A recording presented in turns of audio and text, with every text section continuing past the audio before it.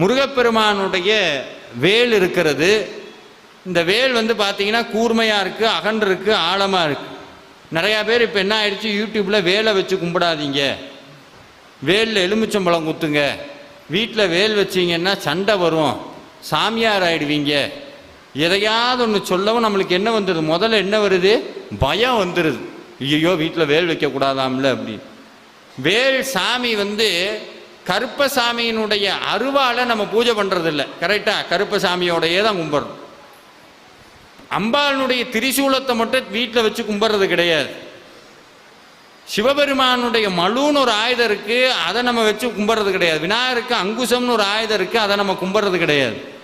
ஆனால் உள்ள தெய்வங்கள்லையே முருகப்பெருமானுடைய ஆயுதம்னு சொன்னாலும் அது ஆயுதம் கிடையாது, சாட்சாத் முருகப்பெருமான் தான். நீங்கள் சிக்கலுக்கு போனீங்கன்னா வேல்